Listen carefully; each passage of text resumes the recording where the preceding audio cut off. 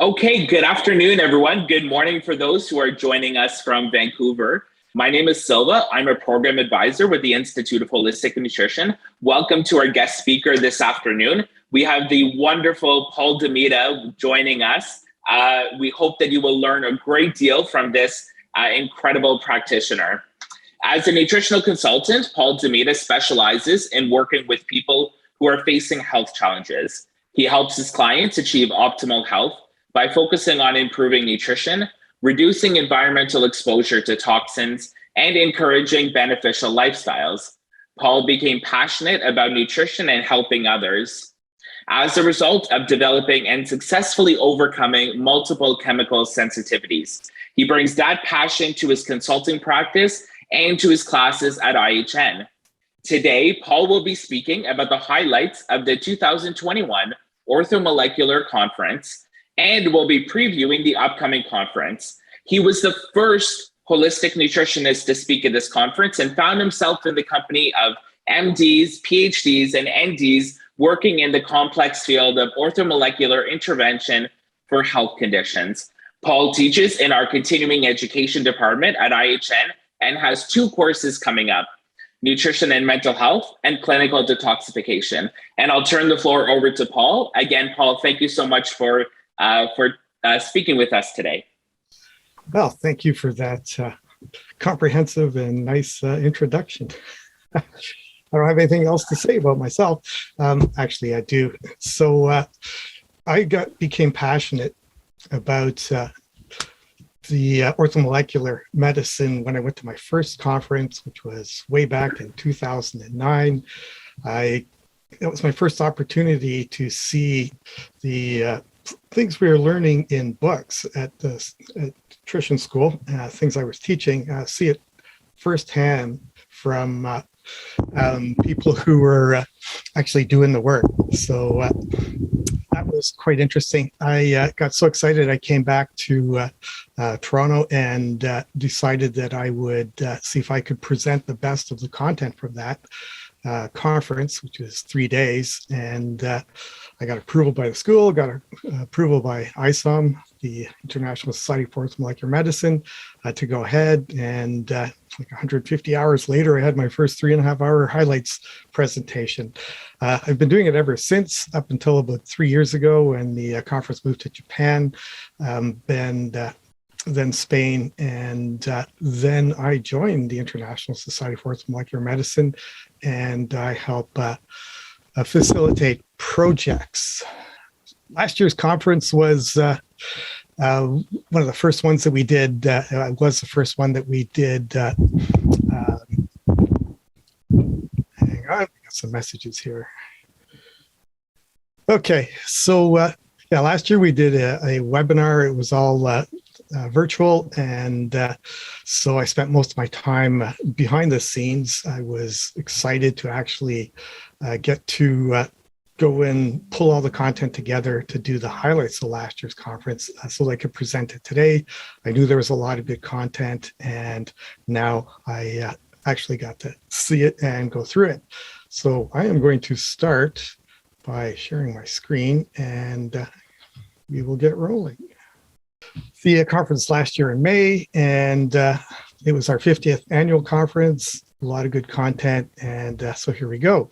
The first presentation that I'm going to talk about is the stress brain and its regulation, and this was by Dr. Jonathan Prowski, who has spoken at our conference many times. He's quite distinguished, and he's a specialist in mental health.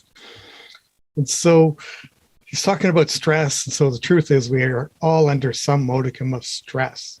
So it intersects with our lives psychologically, spiritually, socially, and biologically. So the full spectrum of human existence. Some backgrounds: allostasis versus homeostasis. The homeostasis is the mechanisms in the body that are tightly controlled, and they're there to ensure our survival. Allostasis is different. It's the adjustments that we do that allows us to adapt to challenges that happen over lifetime. So they are different challenges, different times. So allostasis is stability through change, but it does not ensure survival. Other pieces of this are the prefrontal cortex. So our stress management response. Prefrontal cortex does our main thinking, gives us executive function, and helps with regulating emotions. So that's the first piece. The second piece is the hippocampus, where we consolidate our memories, and we can attenuate, so turn on, turn off the stress response. And then the last piece is the amygdala, which is the primitive part of the brain. It's part of the limbic system. So it's part of the, say, the subconscious component of managing stress. So when we get triggered by one thing or another, we get all of those get activated, and we get a whole cascade of responses. We get the fight or flight or freeze response. And so all three of those pieces, prefrontal cortex, hippocampus, amygdala, work together and work in harmony when they're working. And we have the hippocampus as kind of the balancer of it. It keeps the harmony between the prefrontal cortex, the thinking brain, and the amygdala, the ancient part of the brain. And if we don't couple those three components properly over time, we get trouble. And so this is one of Dr. Prowski's slides. And so we have the amygdala, which is the ancient part, and the cortex, which is our thinking part, and it's balanced by the hippocampus and keeps things good. I just have to turn my fan on. It's already not happy. Okay, so allostatic responses, it kind of boils down like this. You can have two people with the same amount of stress. Diathesis is disposition or vulnerability to a medical condition, also referred to as allostasis. So here we have our stress response, which is the same. Let's say these are both people. They have the same amount of stress, but this person has less allostatic load than the other person, and so they're not feeling the stress as much as the other person. And so that's what this whole segment's all about, is what makes this greater and how do we deal with it. The stress response, there's 4 different types. There's the one where we get repeated hits over time, and so we do get these hits to the stress system and then the physical body as well. The second one is where we get the repeated hits, but our capacity to handle them drops every time we get there. And so we release adrenaline and norepinephrine and cortisol, and they have a slow but building impact. The third is somebody hits a trigger and they trigger on that response, but they can't turn it off once it's over.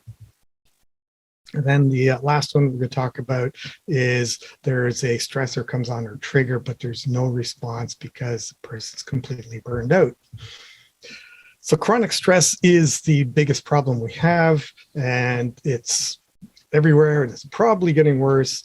And so it's a state that's caused by prolonged activation of what our normal stress response would be. And eventually chronic stress overwhelms that allostasis, and then we get a load, and then we get allostatic overload, so we can't handle it. When that happens, the brain undergoes changes, and we get atrophy in the hippocampus, which is supposed to be doing the regulating. We also get it in the amygdala and the prefrontal cortex. And so then what happens is as the hippocampal function goes down, then we can't inhibit the prefrontal cortex control over the amygdala. So basically what's supposed to happen is we're supposed to use our thinking brain to manage the stress, but when it gets dysregulated, the amygdala handles the stress. Cortisol is a big problem. It actually destroys brain centers, those 3. So specifically, it causes expansion of dendrites in the area of the amygdala, which means it gives that more control. We don't really want that. Makes us more hypervigilant, and look for things to worry about, and every day there's more and more things to worry about. Ultimately, that depletes us, and then we get also glial cell, which are the protective cells. They do detox. They support the neurons. They get degraded as well. So ideally, we do top-down pathways, so prefrontal cortex down to the amygdala, but we can trigger when things are under stress. We go from the bottom up, the amygdala, to the prefrontal cortex. And so when somebody's triggered by chronic stress, not well emotionally regulated, you get too much bottom-up control, and then stress gets amplified. We get more cortisol, epinephrine, norepinephrine, become more hypervigilant, and we spend our days looking for threats. Cortisol, glucocorticoids also release damaging cytotoxic amino acids like glutamate, which then go and damage the neurons and other cells.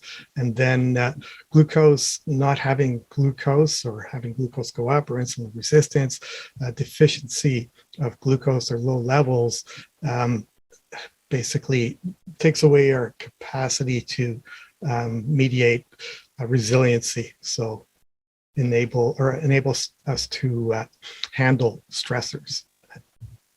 The pressures or stressors that impact the brain and biology. So we have prenatal and postnatal early life experiences that basically alter the biology of the person and give us lifelong vulnerability. Adverse childhood experiences are another stressor, and isolation, loneliness. So we had a lot of that over the last 2 years. Personality, are you a positive, negative person? Having to do caregiving, which is very stressful on the caregiver. Medical diseases as well.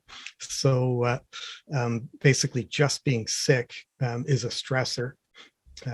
There's a bunch of multiple feedback loops, but ultimately being sick is a stressor. And then psychiatric illness is another big stressor. So what can we do about it? This is Dr. Prowski's base protocol here. So basically, the first part is to build resilience. So give the body the capacity to handle stressors. So I like this kind of stuff because it gives me not only nutrients, but dosing of the nutrients so that I can use them for reference. So we got the vitamin C, which vitamin C is a no-brainer in my world. And he's talking about 500 to 3,000 milligrams. Typically, my lowest dose for when I work with people is about 3,000 milligrams. We got the B complex, and so he's got up to 3 pills. 3 pills or more a day. And then magnesium. And then we have the EFAs, so a minimum of 1,000 milligrams. I don't like to do high dose for a long period of time without a reason, but mental health issues is kind of an exception. And so 1,000 is the minimum for when I work with people, but also I tend to go higher depending on what's going on. And then probiotics. And so then Dr. Prowski kind of grouped together the nutrients by their actions as they relate to antidepressants. Why antidepressants? Because antidepressants have shown to help with the stress management systems. So there's a 5-HTP and acetyl L-carnitine to increase energy in the mitochondria, chamomile, which is calming, curcumin, anti-inflammatory, rhodiola, which helps with the stress response, same with saffron. Methionine helps with the methylation cycle, and St. John's wort it has some calming action, and then theanine, which is calming. So other nutrients that act like benzodiazepines or have those actions, ashwagandha, so which is basically building and calming at the same time for the stress response. Broad spectrum micronutrients like a good multi, very good multi. Then we got the chamomile again, holy basil, lavender, which is quite calming. Then we got niacinamide or nicotinamide. So this is a form of B3, which we're going to be talking a lot about. Passion flower, kava, rhodiola, those are all calming. Valerian root and theanine, all calming reducing the GABA or increasing GABA and decreasing glutamate actions in the brain. Then the last one is the nutrients that basically would act like the drugs, the myriad of drugs that are used to help get rid of the symptoms or address the symptoms of chronic stress. So berberine, cholesterol modification, stress increases cholesterol, helps with insulin resistance, and so increases glucose metabolism, more glucose to the brain. It's got a few other roles. It's one of the, we call it Swiss Army knife nutrients.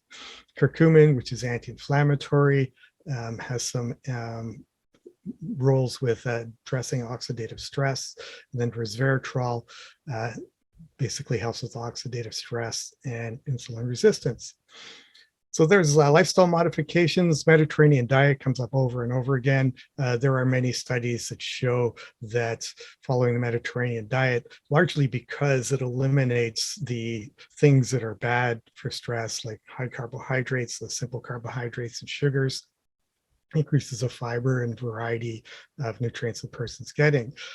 Exercise has been shown to increase the monoamines, so serotonin, dopamine, norepinephrine, and neurotrophic factors. So these are factors that are good for brain function, and you need about at least 90 minutes a week to get these effects, according to the studies. Moderate to high intensity exercise, greater therapeutic effects when it comes to psychiatric stuff. And then 6 months of regular aerobic exercise increases size of the brain components that we talk about that are important for managing that stress or allostasis. The other thing was it increases the levels of BDNF, which is brain-derived neurotropic factor, which is affectionately called miracle grow for the brain. So increases branching and health and longevity of neurons. Time in nature is another important one. So the study showed improves memory, cognitive flexibility, attention, and the sense of well-being.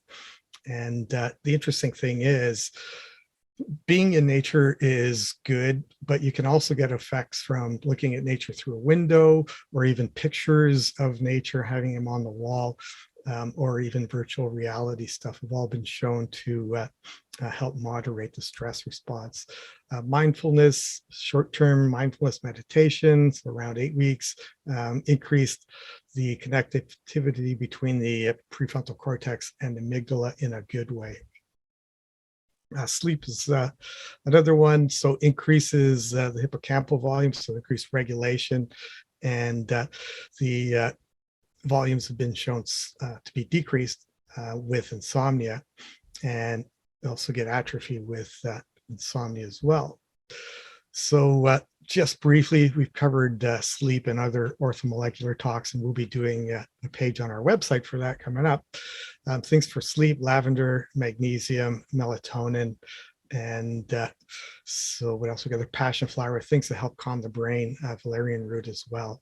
The reality is the brain uses just as much nutrition to sleep as it does when you're awake. And so it's a full spectrum of nutrients, but these ones kind of help push you in the right direction.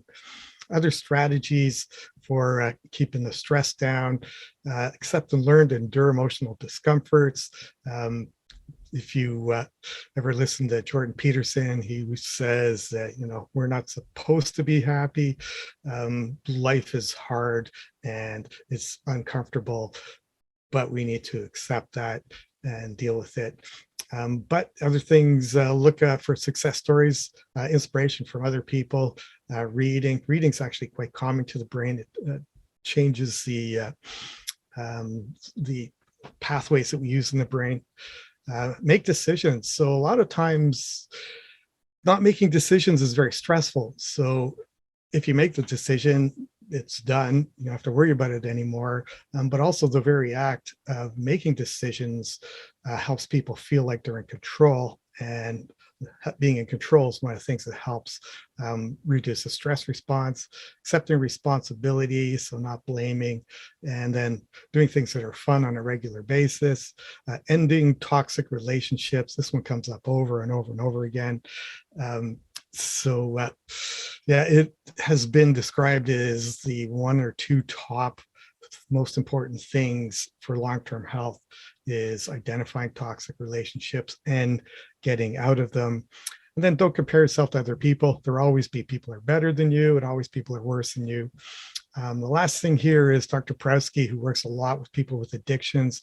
He does not think that people can get past the chronic stress if they stay using whatever they're using to abuse. So that was Dr. Prowski on stress. Now we're going to go to Dr. James Greenblatt, who is a world expert on mental health, especially ADHD, depression, anxiety, suicide prevention. We've done a lot of work with him over the years with the Orthomolecular Society. And so he's going to be talking about orthomolecular psychiatry, so using nutrients, and a little bit about the legacy of Abraham Hoffer, who first started working with vitamin B3. You can't talk about orthomolecular medicine without talking about the definition.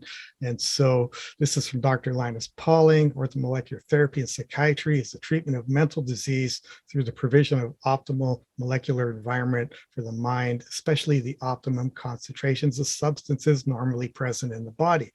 So orthomolecular means using the right nutrient at the right time for the right reason, the right person. And it's about using the nutrients, the vitamins, minerals, amino acids, essential fatty acids, and also considering things that are in the body that are natural, like neurotransmitters and hormones and other compounds. So alcoholism, as many as 40% of all hospital beds across the country used to treat health conditions that develop from alcoholism. That's a fairly big load. So Dr. Greenblatt talks about this alcoholism as 3 stages. You start with the binge intoxication, where a person is drinking and getting intoxicated. Eventually that feels good, but eventually it stops feeling good. And so then they quit. And then there's this part where, okay, they're not drinking, but they're not feeling right. They feel withdrawn, they got this dysphoric, so uncomfortable, something's gnawing at them mood thing, which then when it goes on long enough or gets intense enough, starts kicking off those cravings for the alcohol again, and then it goes back to the binge intoxication. So those are the 3 components. And so Dr. Greenblatt says that if you understand this part, then from the orthomolecular perspective, this is where we can do our work with nutrients. Let's talk about nutrition. So quote from Dr. Greenblatt, anybody that treats alcoholism knows that our young patients or old patients are profoundly malnourished, and there are many, many studies that show nutrient deficiencies in alcoholism. The main ones are folate, B2, B6, B12, C, D, and E, which are quite important throughout the body for many, many, many functions. So then now we're talking about niacin, and niacin deficiency versus dependency. So deficiency means you don't have enough, and dependency means you need more than the average person or a different person because of either your genetics or what you've gone through in your life, environment, other predispositions. So some people need more than others, and that's just the way it is. The RDA does not apply to everybody, and probably not to most people, but the RDAs kind of go, this is where everybody needs, but we actually know there's dependencies. So Dr. Hoffer is one of the first people to compare schizophrenia to pellagra vitamin B3 deficiency, and schizophrenia a dependency condition. So in pellagra, lack of the precursors to make NAD, And schizophrenia, they need more and aren't able to get it where it needs to go. And then we have the symptoms with schizophrenia. The deficiency or dependency shows up as psychosis. And if you look at the treatments for a deficiency is less than a gram, and for the dependency is like 3 to 6 grams or higher. So you can't talk about alcoholism without talking about Bill W., the founder of Alcoholics Anonymous. He basically lived a hard life, and then one day he joined the army, and he was off at the war. He was off at the war and had his first beer, and what he said was, "I found the elixir of life." And so there was something about what alcohol does to the basically physical body and then the mind of somebody who is prone for addiction that's different from everybody else. He was hospitalized many, many times. So binge drinking, tries to get off. One time when he was in hospital, he had a religious experience. He found what he said was God or higher power, which helped him to work on the big book, which is called the Bible of Alcoholics Anonymous. So he did quit, and we'll talk about that in a second. But he complained about the withdrawal, this dysphoric mood. And so he had quit for 2 years, and that mood was there every day, never went away. And then he was introduced to Dr. Hoffer, and he put him on B3. The mood stabilized, and he wasn't irritable, so the mood went away with vitamin B3 supplementation. So he did 1,000 milligrams 3 times a day after meals. And so he found that you could easily get over that dysphoria with vitamin B3. He did some studies. One of the first ones was 30 sober Alcoholic Anonymous members, chronic alcoholism. So he did 1,000 milligrams of niacin 3 times a day. And so pretty much everybody benefited, but 10, so 1/3, they were relieved of their severe long-standing emotional difficulty. So they were essentially cured. And then the others did well as well, but it took longer. Couple case reports, a woman 60 years old, sober for 20 years, that depression never went away, even though she was getting psychotherapy. And on vitamin B3, depression was gone in 2 weeks, and energy went up, and so did her enthusiasm for life. Another one, another female alcoholic member, anonymous member for 18 years, chronically depressed for 2 years, did low dose niacin, didn't get very much, did 3 grams a day, and after a month, everything turned around, no more depression, and her husband was completely amazed. Another case, a male, 58 years, Alcoholics Anonymous member for 2 years, no drinking relapses, but thought of suicide and paranoia. And with the vitamin B3, it went away completely. And so the doctor he was working with was amazed. And it was like the same doctor who told my wife 2 years ago that I ought to commit suicide. That's how bad it was. So completely cured. And so shortly before Bill W. died, somebody asked him, what do you want to be most remembered for? And he said it was for the promotion of B3, not the creation of Alcoholics Anonymous. Interestingly, he was very excited about B3 and introduced it at one of the meetings to the board of directors. And they said, no, we want to keep this process, we'll say God or religion or higher power based, and we don't want to tarnish it with a substance like B3. So let's talk about the higher power. So what never gets mentioned, or very rarely mentioned, is that Bill W. used psychedelics. He was introduced to it, and probably from Aldous Huxley, if I remember correctly. And so when he was in the hospital on LSD, he basically saw God. He might have actually seen God without the LSD. It wasn't there, so I don't know. But what he described on the LSD sounds an awful lot like seeing God. There was a mountain, I stood on its summit, where a great wind blew, a wind not of air, but of spirit. And basically this thought came to him, you are a free man, so you are free of this, you can let this addiction go. And so Bill W. didn't believe that LSD was a miracle or had miracle properties, but he thought that it was useful because it gave insights that once the person had them, it would help them get over addiction. Interestingly, in parts of Canada during the 1950s, LSD and psychedelic therapy was standard treatment for alcoholism, probably because it worked. So why not now? Who knows? So nutrient deficiencies in alcoholism. Dr. Greenblatt had never seen an alcoholic who did not need folate, B6, and B12.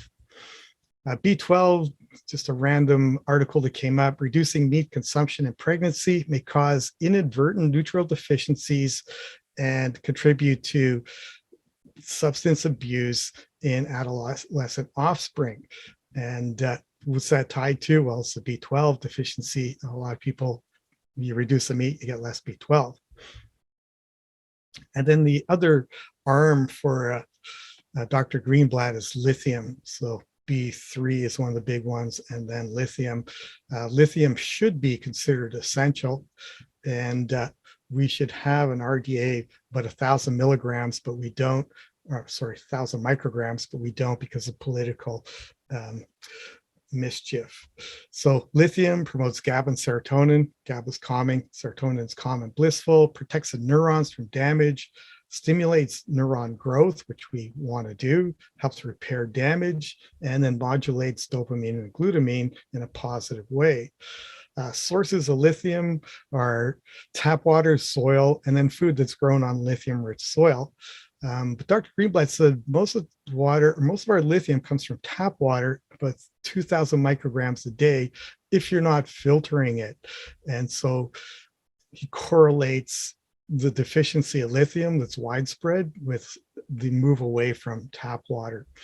And so low amounts of lithium in drinking water are associated with higher rates of mental illness, especially suicide, and then higher amounts give us the opposite, and also help reduce dementia and Alzheimer's.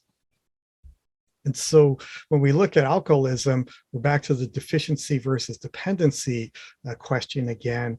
And so Dr. Greenblatt thinks that with alcoholism, there's a genetically driven dependency.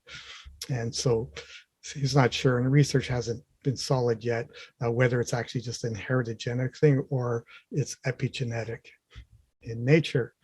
And so so basically he believes that anybody struggling with addiction, any addiction, would do well with lithium. And so with hair trace mineral analysis for lithium, basically 30 years ago, about 25% of the psychiatric population was low. Now it's at least 30, but up to 60%. And he thinks that's because of the water, or not drinking the water. And so there are a bunch of factors, there are a bunch of things that come out of lithium deficiency, ADHD, depression, road rage. That one's interesting. Next time that guy pulls up behind me, I'll throw him some lithium on the road there. Compulsive behavior, irritability, aggression, especially in young kids and young adults, anxiety, substance abuse, and then bipolar 1 and 2. And the most common symptom, lithium deficiency, is irritability. And so what do you do about it? Lithium carbonate is the medical prescription stuff, and the average dosing is between 900 and 1800 milligrams. That is quite high, and it's also at the threshold of actually damaging the body. So it's very dangerous, especially the higher doses. And so the high dose can cause damage to the thyroid and the kidneys. Low dose lithium, on the other hand, lithium carbonate 150 milligrams, not 1800, contains 29 milligrams of lithium, or elemental lithium, and then lithium orotate between 2 and 20 milligrams. So he's been doing both of them for 35 years. The interesting thing is, so they're on this very low dose lithium, and they are fine, they're functional, and it works properly. When you test the blood levels of lithium they come up as very low, so 0, which they would be in a normal healthy person. you test the levels in people who are taking the medication so that you know if they're in a therapeutic range. And if it gets too low, then the medical perspective is you need to raise it. But normal healthy people don't have high lithium values. It's almost not there at all.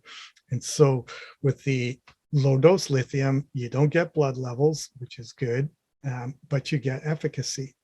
And so Dr. Greenblatt doesn't really care which molecule it is. It's not critical.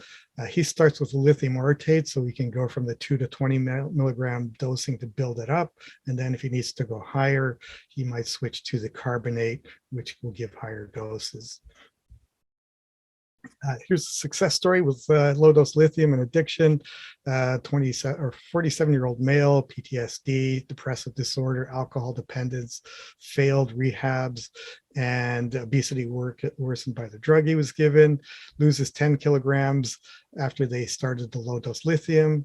Or they swapped it out, and then he gains hope, control over self-destructive impulsivity, and is very appreciative using lithium carbonate 150 milligrams. So ultimately the goal is to prevent that preoccupation, craving, and you can do that with lithium, B3, magnesium, omega-3s, B6, folate, B12, and vitamin D. So last little bit for Dr. Greenblatt, what he finds with testing. So you're a psychiatric patient, vitamin D deficiency, omega-3s low, pyroluria, which is a condition where zinc and vitamin B6 in the active form are bound up in the body and not available for the brain. But with addiction, there's much more. You got the B vitamins and Ds, the omega-3s, high copper and zinc. Copper pushes zinc levels down. Lithium deficiency, we have our methylation polymorphisms, and then HPA is a metabolite of bacterial toxins in the GI tract, and then ultimately inflammation.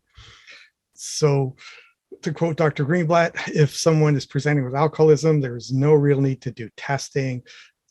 Just automatically add lithium, B3, magnesium, omega-3 fatty acids, and the other Bs we talked about.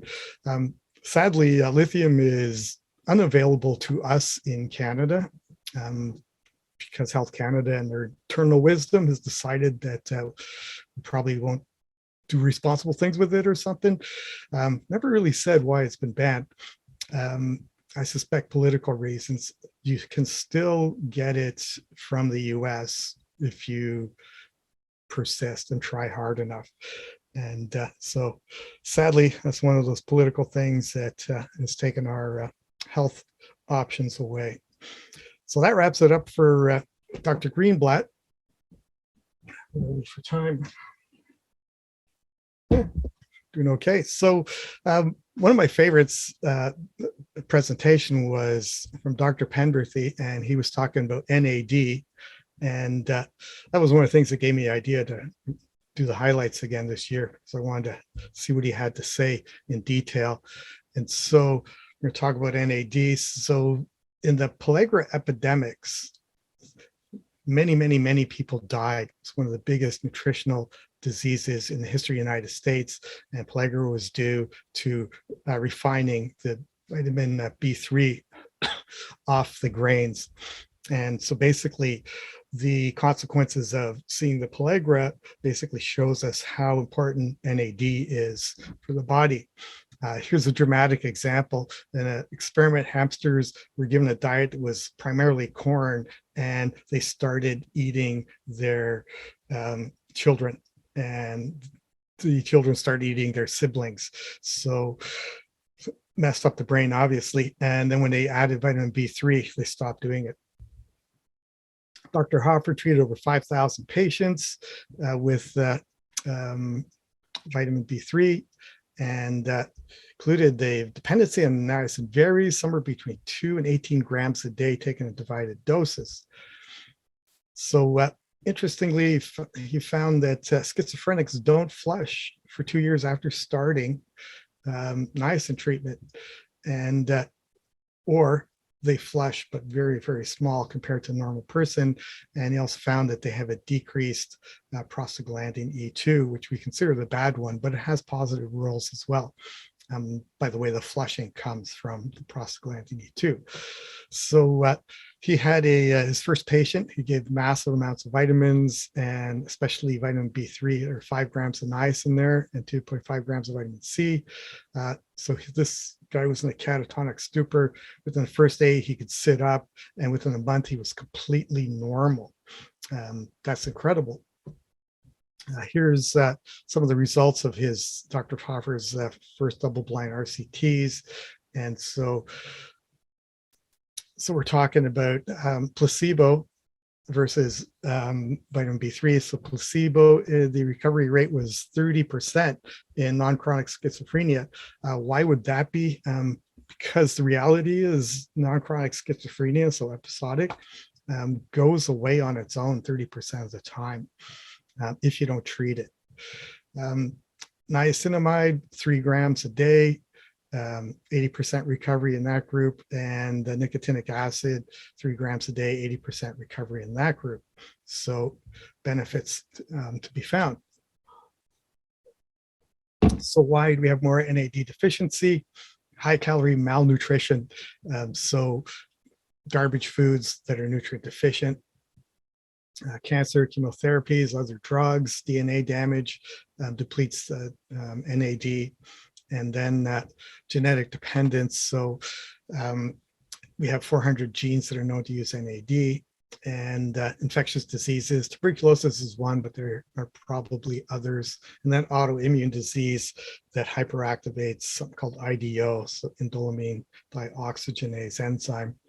That one converts tryptophan into NAD. So other things, aging, which means general lack of nutrients and stressors on the body over a lifetime, a lack of sleep, and then environmental exposures. And so, vitamin B3 used in far more reactions than any other vitamins, so 474 genes tied to it. Interestingly, magnesium has got greater than 800 genes tied to that. So that's a clue about whether we should be using magnesium or not. This just shows energy production. I'm just going to circle where NAD shows up, NAD, and then NAD in the Krebs cycle, NAD, NAD, and then right here at the electron transport chain, we use NAD again. So very important for energy production. So how do we make NAD, or what do we do with it? We have a bunch of ways to get there. We can start with niacin, and then it gets converted down to NAD. We can take tryptophan, which then gets converted to NAD. We can use niacinamide, a couple enzymes, and get NAD. Nicotinamide riboside, so another kind of recently found molecule, also converts to NAD. The Dr. Penberthy's, this is my important question, is which NAD precursor approach is the best? And I'll give it away. It's right here. It's also the cheapest way. And so when you're using niacin, you want the flush. It basically boils down to that. That is where most of the benefits are, not only for getting a lipid profile, but also healing tissues, and also for the brain. For people who can't do the flush, in some contexts, you can use nicotinamide, but we like the niacin as B3. And so one of the things that niacin does is it inhibits the release of free fatty acids from fat cells, which is one of the ways that it lowers LDL, VLDL, and increases HDL. In order to detox alcohol, you need NAD. It shows up here is vitamin B3, vitamin B3 here, and then vitamin B3. So you need niacin to do that. Interestingly, when people do high dose niacin, they don't get the same alcoholic properties. They don't get drunk as fast. They don't get any of the good stuff. So clinical cases and trials with vitamin B3, I'm just showing you this for dosing. So for lipids, 1 to 3 grams a day, atherosclerosis, 1 to 2 grams a day. So these are the amounts used in studies. Mitochondrial myopathy, 3 grams a day for 3 months. Arthritis, 250 milligrams niacinamide, up to 10 times a day. And here we go. Erectile dysfunction, around 1.5 grams of niacin. Alcohol depression, 2 to 500 milligrams, and other studies, 3 grams a day. Depression, anxiety, 1 gram of niacin or 500 milligrams of nicotinamide about 3 times or 6 times a day. It's usually about 3 times the dosing. And then we got bipolar, 1 to 3 grams. Niacin and nicotinamide tend to be mood stabilizers. And then, with mitochondrial myopathy, 1 gram for 3 months, 1 gram a day for 3 months, increased blood levels of NAD by 7 times in the patients and 6 times in the control groups. And so it rescued their NAD. The nicotinamide riboside form, which is the one that's typically used for that, only increased NAD by 1.4 times. And so niacin has many, many roles, lots of good ones. Decreases liver fat, lactate, and hemoglobin, increases NAD, muscle strength, mitochondrial mass, improves oxidative phosphorylation, so energy, and then exercise, and improves glycogen. And it turns out niacin is very good for your muscle.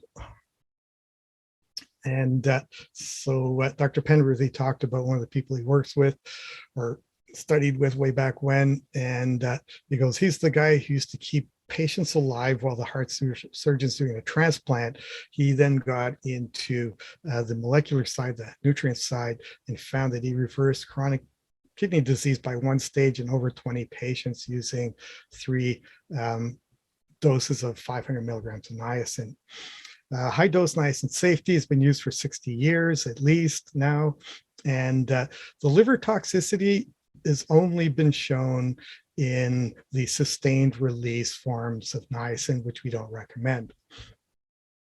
And there is a possibility of macular cyst, but that goes away when you stop the niacin.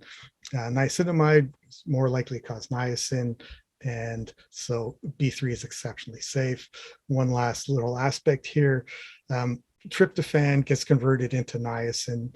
And if we are low tryptophan, then we have less niacin, or we have less NAD production. And so persistent immune activation and autoimmune increases NAD depletion. So it would make sense to use NAD in that context. We make NAD when we sleep. So here's an interesting thing. Sleep is more important than water for survival in mouse studies.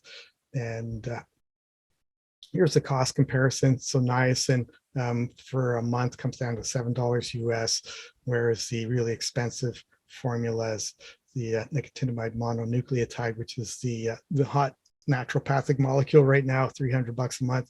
Maybe that's why it's a hot naturopathic molecule.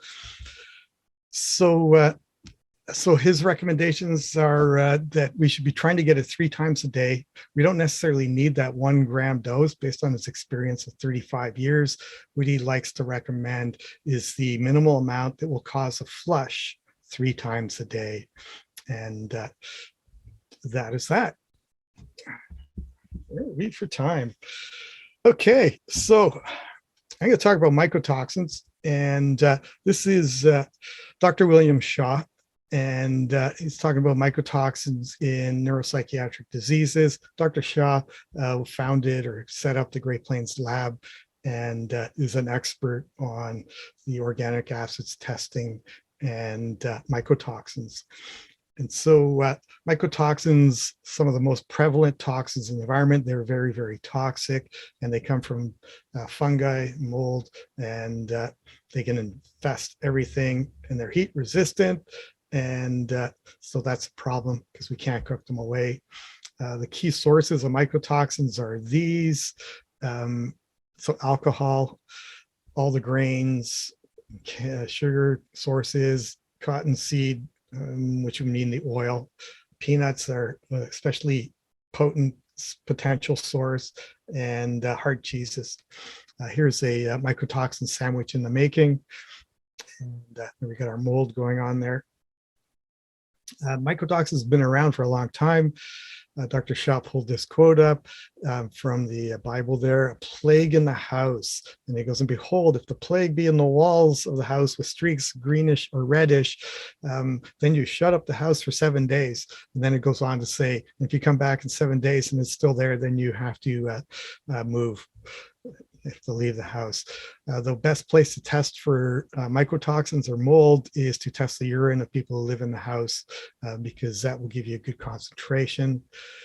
And so Great Plains Labs test for a lot of mycotoxins, and I'm just going to leave it at that. There are many of them. What he says, in first world countries, you're more likely to get mycotoxins from your home or your business because food's commonly tested. In poorer countries, it's more common in the food because there's no testing. And so mycotoxins associated with almost every neurologic disease. In ALS, you can find mycotoxins in the brain. Ochratoxin A is the most common mycotoxin that shows up in urine tests and comes from food and water. It damages the kidneys, the immune system, causes cancer, birth defects, neurological symptoms, and it's apparently a little more toxic to males than females. And so where can you find it in the house? Any place where you might have water damage.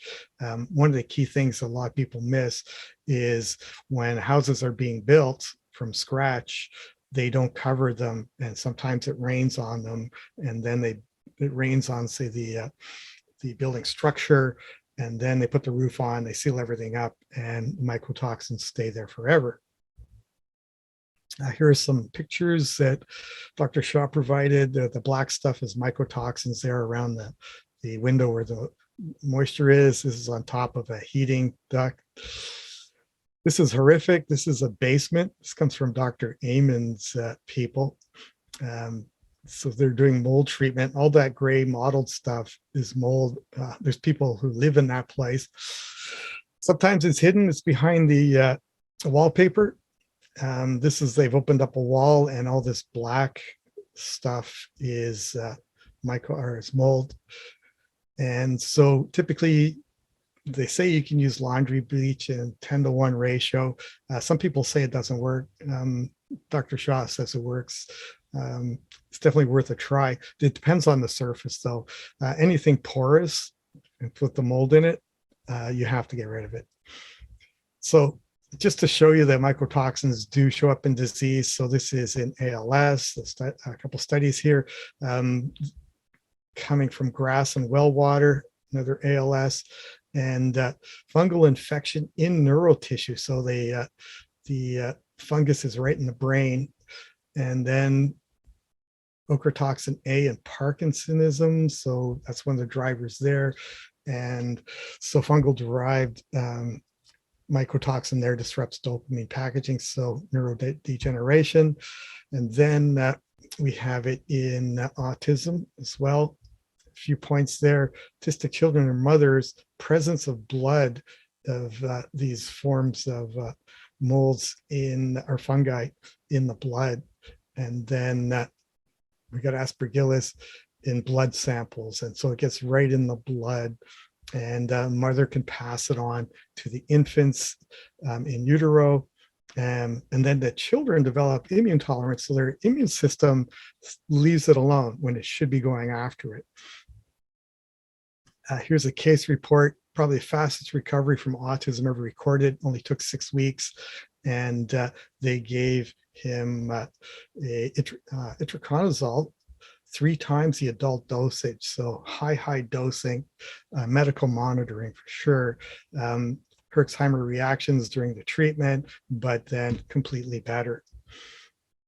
And then oxalates is interesting. So a lot of people think oxalate buildup is due to food. He now thinks, because he's seen it so many times in conjunction with mycotoxins in the organic acid testing, that it is probably mold contamination that are causing the oxalate problems. So how do you get rid of mycotoxins? You remove the source of the contamination.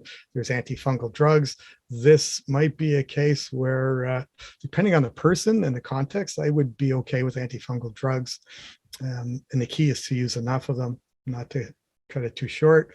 Glutathione treatment.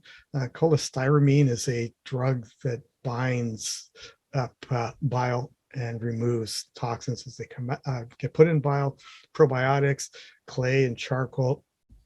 And then GI detox clay and charcoal combined is a product he recommends.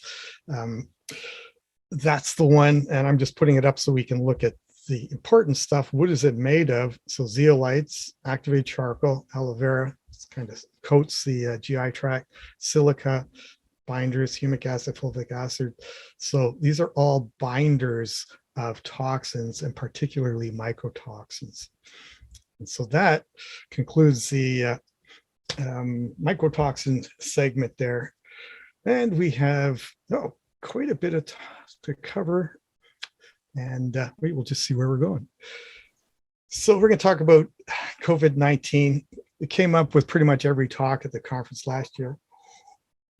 How are we doing for time? We have about 4 minutes left, but I'm sure that our wonderful participants wouldn't mind if you went over a bit. Okay, well, we'll try for 10 more minutes. Sure, wonderful. Okay, so it's kind of weird taking 2 full days and condensing it down into 1 hour without trying to lead out good stuff. Okay, so this is Dr. Aileen Burford Mason. She's an immunologist. And this is kind of irrelevant at this point, but it's she put up a funny slide. Well, it's more her comment, but this is an actual ad in one of the magazines. I think it was in the 60s. And try penicillin made from mold. You can get this from your doctor, or you can prepare it yourself. And so Dr. Burford Mason, right after that, said, don't you do that yourself because it's too dangerous. So the reason it's there is because it kills bacteria.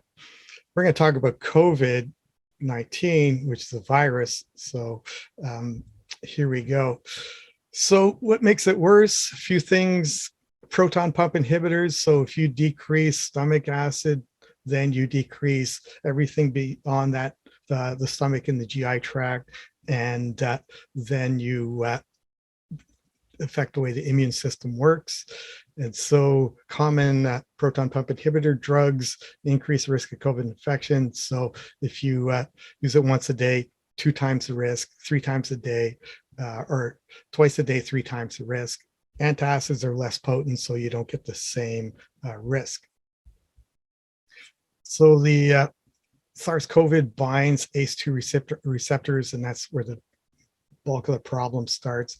And people have type 2 diabetes, hypertension, cardiovascular disease. These are the main risk factors for COVID, have more ACE2 receptors, so more potential binding. And so ACE2s are throughout most of the tissues, but mostly the lungs, the GI tract, cardiovascular system, kidneys, central nervous system, and then in the fat. And so the ACE2 modulates angiotensin, which regulates blood pressure and inflammation. And so if you bind the receptors with the virus, then you lose angiotensin control, and then you damage the blood vessels and linings and other things. So consistent with the side effects that we see of having the virus. And so basically that's basically broken down and shows that we get the lung injuries and inflammation and then leaky blood vessels. So we have innate immunity, and they recognize viruses and in response to make interferons. And so interferons activate the innate immune responses, and they activate the gobbling up and destroying of virally infected cells. And so it's important to jack up the production of interferons as soon as possible, because the longer you go without engulfing, destroying affected cells, the more they replicate and the harder it gets to get things under control. And so here we go. Vitamin C increases the production of interferon. So vitamin C is a no-brainer in all virus conditions, but also including COVID-19. So nutrients in immunology, 25,000 papers show links between nutrient availability and how the immune system works. A few of them are widely studied, but any shortfalls compromise the immune response. And so the question has to be, we know that nutrients help the body fight viruses, all viruses. And yet, over the last 2 years, we've heard nothing from our health gurus or health leaders about using nutrients to help with the virus. I wonder why that is. So we know that people who are some of the risk factors for being lower in nutrients are older age, obesity, diabetes, high blood pressure, heart disease, chronic lung and infection, or lung and kidney disease. And so these are the prime risk groups for COVID-19. So they are known to be lower in nutrients. And according to Health Canada, 44% of adults over 20 years have at least one of these chronic conditions. Vitamin K. So vitamin K is an anticoagulant and a coagulant, and so it helps on both spectrums, and it is a big deficiency. And so Dr. Aileen Burford-Mason, sorry, I know her personally. I never use vitamin D without K. The two work together. So, okay, so vitamin D is another important one. Critical role in all stages of antiviral immunity. It's common in lung diseases, and you might need it. Yeah, everybody actually needs vitamin D supplementation in the wintertime. So we're just going to leave it at that. Oxidative stress. Oh, we're on to the next one. This is Dr. Cheng. Oxidative stress, ignored key pathology in COVID-19. And so high dose vitamin C in Shanghai and Guangdong. So this is how he started his talk. Vitamin C powder was distributed to the staff in Wuhan. Healthcare providers were advised to take at least a couple grams a day. Okay, interestingly, several high-dose IVC trials were terminated due to lack of cases. They didn't have enough COVID patients to run the trials. So it appears that COVID-19 was pretty much contained within a short couple of months in China. So that is weird, kind of contradicts the official narrative. Here is a picture of flatbed trucks with 50 tons of vitamin C being delivered in Wuhan. And so the question's got to ask, why were they using it and we're told not to use it, or told that it doesn't work? So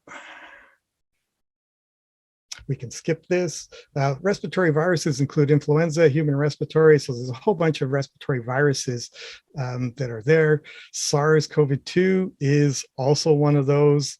And so all of these viruses, including COVID, associated with elevated oxidative stress, and oxidative stress being high is a hallmark of COVID-19, which one of the main reasons is because it leads to this cytokine storm. And so cytokine storm, oxidative stress, is a universal, non-specific mechanism underlying many viral infections, including COVID-19. So what this means is that this oxidative stress and cytokine storm are not unique to COVID-19, and COVID-19 is not different from them. And so handling oxidative stress and the cytokine storm should be doable with proper interventions like nutrition. This just diagram shows that once you kick off the cytokines, the immune cells start to come and release more cytokines, and then it just becomes a self-perpetuating storm of inflammation and activity. And so just going to show you that the cytokine storm shows up in other viruses, so influenza and hepatitis A, yellow fever, and encephalomyelitis and HIV infections. So nutrient infections for this, vitamin E, because one of the drivers of the cytokine storm reactivity is oxidization of omega-6 fatty acids in the lining of the lung alveoli.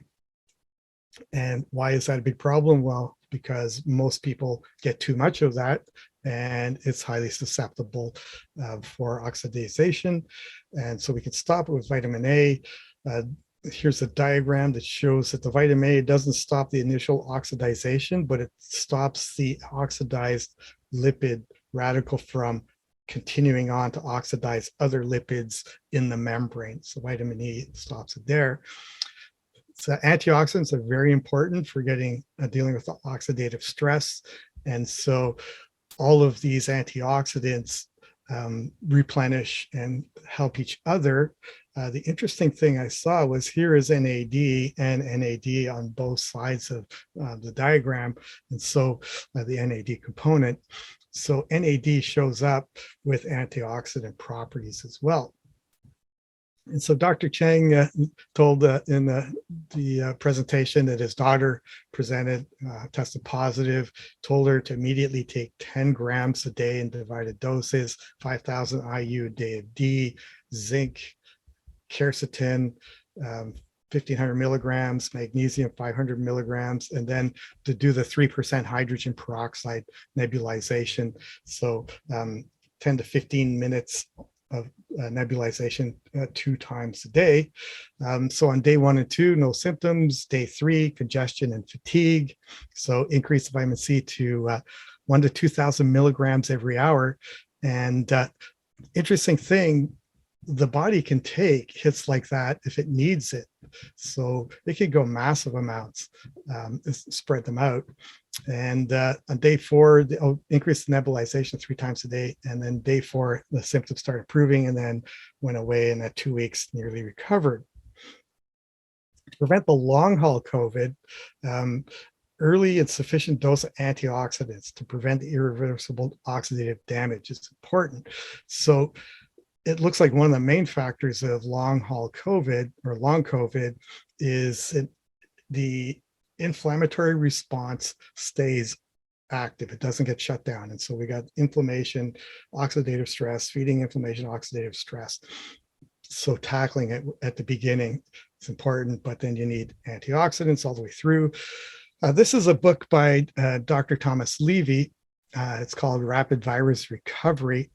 And so I've got the book. It's quite amazing. It covers everything from what to do with COVID, how to deal with biofilms, leaky gut, across the board.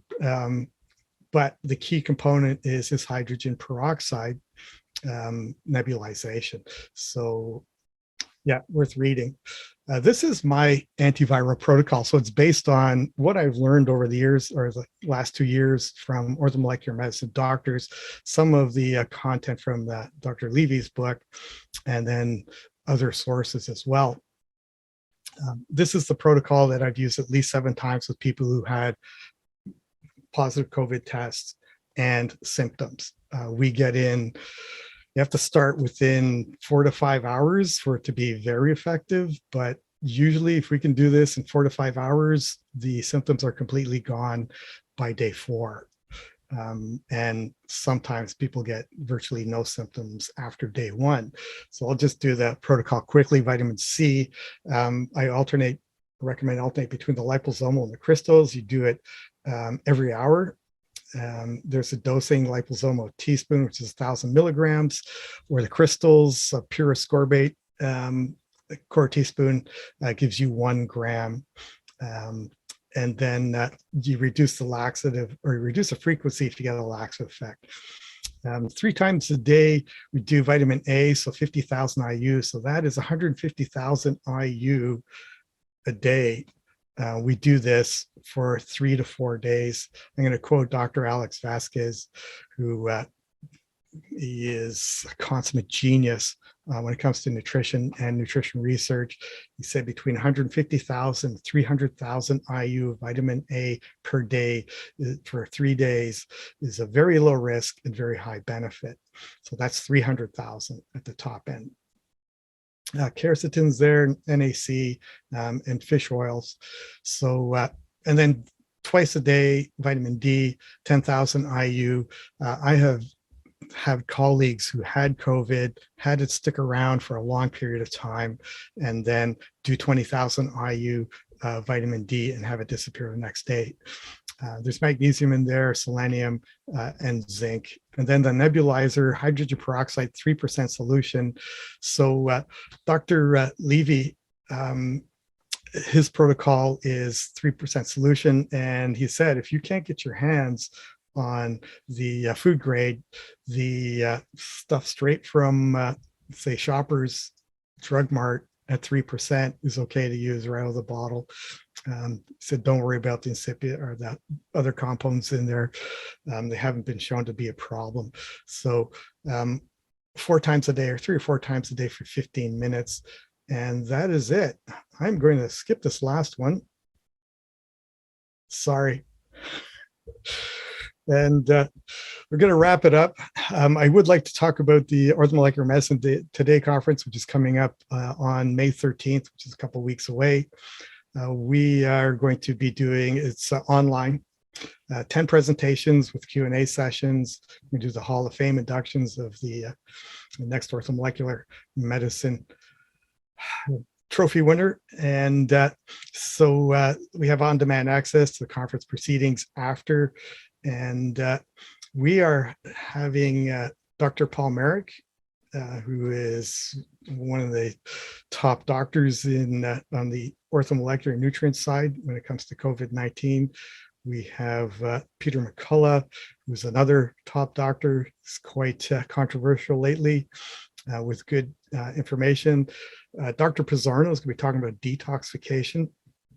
And we have Dr. Greenblatt as well. And Dr. Levy is going to be talking about how to practice, say, orthomolecular medicine in this day and age of the medical bureaucracy and that kind of stuff. So for students and alumni, it's $50. Alumni, if you use the coupon code that is in the email that you get, then it's $50 as well. You can find out more at isomca or .ca. So hope to see some of you there. And that's it. Thank you for your attention.